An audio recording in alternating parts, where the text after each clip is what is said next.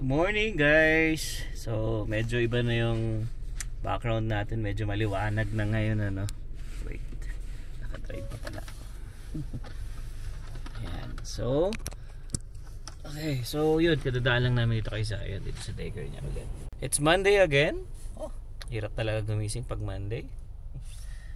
Ayan, so buti na lang at maaga natulog si Zion kagabi. Hindi, actually galing kasi kaming Edmonton kagabi. So hindi naman tayo nag-drive, nakisakay lang tayo. At meron lang tayong training na ginagawa guys, no. Ayan, so meron lang kaming bagong pinagkakabalahan ni Emma ngayon. Yeah, it's November, ano ba? 4? November 4 ata ngayon. Yeah, I think November 4. Bilis talaga ng araw dito sa Canada. Yan, tapos yun, nag-adjust na kami ng oras. Bali umatras siya. Kaya ngayon maliwanag na pag umaalis kami. So ano pala ngayon dito? 7:30. Ayan. So yun si Emma. Yun, ayun si Emma. Ayun si Emma. Kakatid lang kay Zion. Liwanag na, no? Liwanag na, hindi na kailangan ng ilaw. Hi! Ingati kay Emma at magdadrive tayo. Ayan, ang ganda naman na. May liwanag na guys. Magpapasok tayo. Grabe no? May mga gantong bagay pala sa Canada. May mga daylight saving pa sila. And hindi na tayo papasok ng madilim. At least baby, wala tayong nakikitang traffic ngayon. Sakto lang. Last time meron eh. So Hindi, depende yan. No, depende kung may accident. Build up. Ay, ayun pala. Ayun o, may nakikita kami. Sunod-sunod. Ayan. So anyway guys, hindi pa nakaka-recover yung boses natin. Grabe. Puyat pa. Puyat. Iba yung magbabalikan ka ng biyahe sa Edmonton. Grabe. Tas kinabukasan pasok. So, ginusto mo yan. Siyempre, minsan lang naman yun. Oo nga, alam mo ba, baby, ngayon parang dahil nga, siyempre, may mga ginagawa tayo, pinagkakabalan tayo. Parang ngayon, parang pagod na pagod ako. Kailangan bumawi kada hapon. Pahinga. So nakakapagod din talaga kasi yung Sabado-Linggo mo na dapat pahinga. Ang dami mo pa rin kailangan talagang gawin. Tsaka kasi nga 'di ba nung Friday nag-jump kami. Yun anyway pala guys no. Ano lang, makiki-jam lang kami sa Adobo Experience sa November 9. Wow, ayan, i-promote at i-invite mo na nga pala yung mga taga dito sa Calgary na gustong maki-jam sa inyo. Ano ba yung gagawin mo ulit?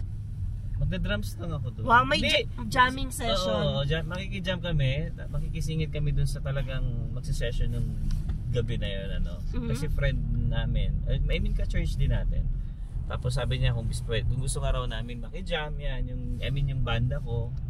Tapos yun, sabi niya singit niya daw kami. So yung Adobo Experience para siyang restaurant. Para siyang Barrio Fiesta ata. Actually wala rin ako idea pa. So hindi pa kami kasi nakapunta doon. Pero doon sila tutugtog this coming November 9 at siguro mga 9 or 10 yun. Last set kayo? Oo, parang gano'n. Wow, kala mo naman. Alam mo, main yun. Main or band. VIP talaga. So, tutugtog sila kasama ng mga, ayan o, na-form na nilang banda. Oo, diba, lang, OPM song lang yun. Hindi naman siya, tamang, alam niyo, pang masa lang. Pinoy na Pinoy tugtugan. So, nag-practice sila last week. And Hanggang then 11 kami nag-jam. Tutugtog sila. Mahirap na magkamali. Racket ba to? Hindi siya racket. So, tugtog lang siya na na-invite. Alam mo, pagdating kasi sa banda, kasi ako, na-experience ko yan nung college. Kahit wala kaming bayad, basta nag-enjoy kami sa ginagawa namin, masaya kami. Alam mo, iba yung music eh. Pag yung nasa banda ka, kahit libre yan, kahit yung libre lang yung food, libre lang yung inumin, mga ganun. Okay na kami doon, masaya na kami doon. Ang mahalaga yung jamming session nyo, bonding. Yun yung masaya doon. Kasi sarap tumugtog talaga. Siyempre yung beat, yung music. Yeah, so sa mga available this coming Saturday, November 9, ayan, maki-jam po kayo dito kala Alwin. Yan. Sasama rin ako siguro. Oo naman. Wala na akong OT noon kasi gabi na yun eh. Sa umaga lang naman or hapon. Ayan. So, nagbanda rin si Alwin nung sa Ankobok. Oo, nanalo kami doon. Hindi namin alam na Battle of the Band pala yun. Tapos yun, ano lang naman, more sa pang ano lang yan, mga pang CFC lang lahat yun. Yes. So ngayon, join po kayo kung gusto nyong tumayo. Ayan, tingnan ano ba tong patambol-tambol ni Alwin. So ini-invite rin namin yung aming subscriber yung nag-comment na ayan, patambol-tambol si Alwin. So watch Alwin in action doing that patambol-tambol. Punta ka bro. Punta ka bro, magtambulan po kayo.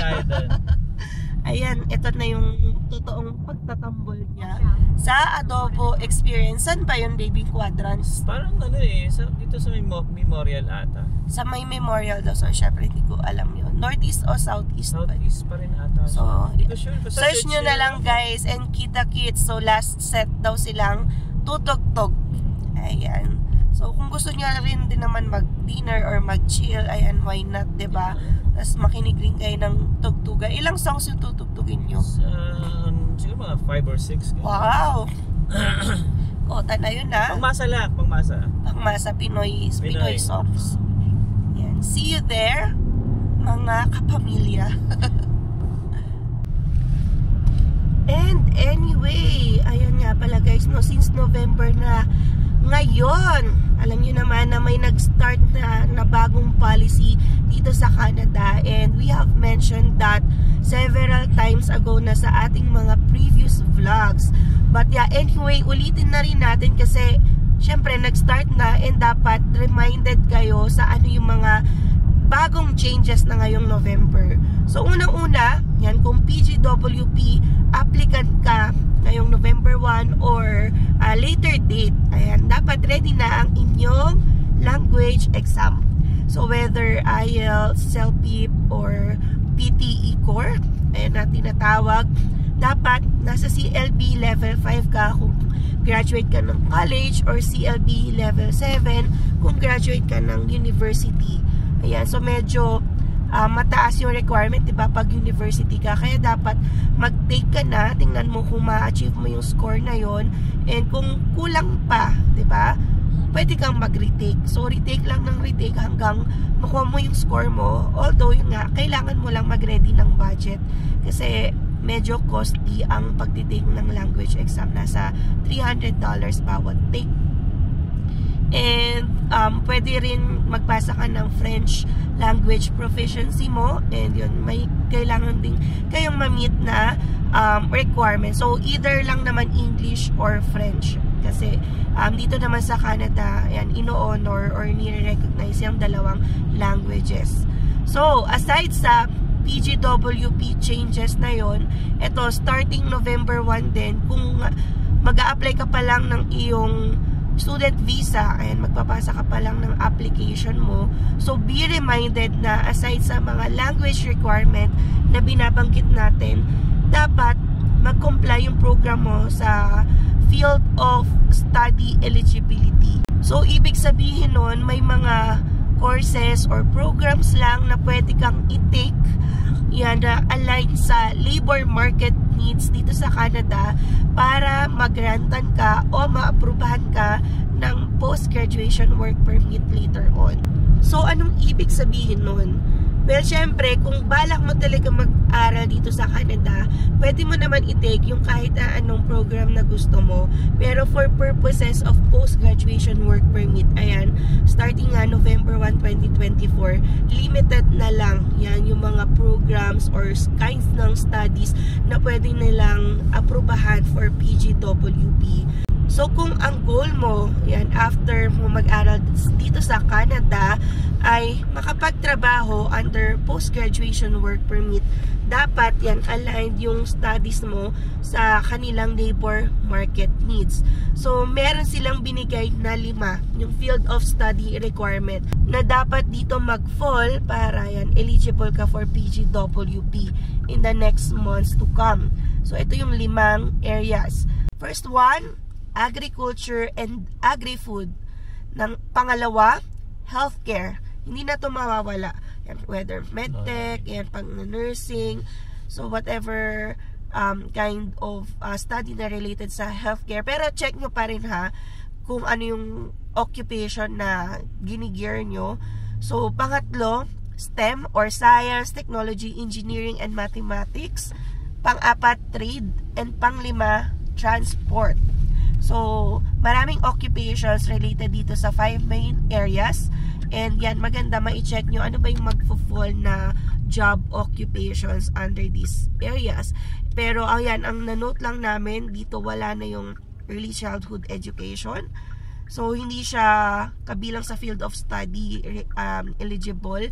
So, one thing na nanote namin, hindi dito kabilang ang early childhood education. So, kahit for example, dito, syempre sa Alberta and I think British Columbia, in demand yan, may mga separate pathways pa dun sa British Columbia. Pero dito, sa siguro federal level, hindi na nila na-consider na long-term in-demand occupation siya. And pati na rin sa hospitality and tourism. Wala rin dito sa 5 main areas na nabanggit natin. So, ayun lang naman guys, paalala lang. So, kung magpapasa pa lang kayo, make sure na align kayo sa labor market needs ng Canada, yung program na ititake nyo o yung occupation na makukuha nyo after doing that study. Alright? So, ngayon nasisilaw-silaw na tayo dati. Wala. Gabing-gabi tayo. Oo, sobrang dilim tayo dumadating. Pero ayan, malapit na tayo sa work. Diba? Super liwanag. Wala ngayon guys, apat ang oras, 9 na. 9. Oo. Kaya ito yung tinatawag na daylight saving. So, umatras lang kami. So, instead na 9 AM, naging 8. And mag-change ulit yung clock namin, I think, mga March. So, babawiin niya itong inatras namin. Magpo-forward naman kami ng 1 hour. Alright. So, ganun yun. Walang ganito sa Pilipinas. Syempre, hindi natin naranasan mga daylight saving dahil usually naman talaga sunrise, yan 6, 7. Yan, nag-aantay pa tayo sa beach and then sunset, 6 PM, 7 PM. So, dito kasi iba-iba. Yan, depende sa season. Kapag pa winter, yan sobrang kasi mas mahaba yung gabi na kasi ngayon eh. Tama. Ayan. Kaya, nag-a-adjust it daw para maging matipid sa ilaw. Ayan, yun. Yung mga businesses daw ay hindi gumastos ng napakaraming ilaw or electricity dahil nagpapasukan na nga yung mga workers, for example, ng 7 AM, 8 AM. So anyway, papasok muna tayo and yan, I guess si Alwin na magtutuloy nitong vlog na to mamaya. Yes, start na naman tong week na to. Alright. 5 araw na naman tayo magtatrabaho. Yes, magbilang na ulit. So lipat lang natin guys yung sasakyan natin, no? Kasi medyo malayo na parkingan ko kanina. Ano naman siya, safety naman siya, kaso mamaya para pag sundo natin kay Zion, mabilis na ako makasakay ng sasakyan. Normally kasi dito ako nagpa-park, pero pag puno na dyan dito, so hahanap muna ako dito, silipin ko lang kung may slot. Then pag meron, lipat ko siya, kasi doon pa ako park sa kabilang kanto pa. So hanap lang tayo dito ng space. Pag wala, doon lang ulit. Tingnan ko lang. Kaka-lunch lang kasi. So tama rin maglakad-lakad. So minsan dito ako nagpa-park sa side na to. Pwede dyan, safe naman dyan. Chinek na namin yan kung kailangan ba ng permit. So hindi naman kailangan. Ito paalis oh. So lipat ako dito. So bilisan ko na lang. Kunin ko pa yung sasakyan. Yun guys, nalipat ko na dun. Para mamaya hindi masyadong malayo lalakarin natin. At least nakahanap tayo ng magandang spot or magandang parking. Ayan. Mahirap dito guys pag winter. Laking lalakarin. Lalo't pagka ganun yung punuan. No choice. Yan, so back to work muna tayo. Oh guys, ang dilim na oh. Kasi nga nag-adjust yung oras natin So dapat ay alas 6 na ngayon. Dilim na. So susunduin pa natin si Zion. Tapos magpapa-vulcanize pa ako ng gulong. Yan guys, so dilim na Yan. Buti na lang kinuha na natin sa sasakyan para mas malapit na tayo. Okay, biyahe na tayo at sunduin natin ang batuta.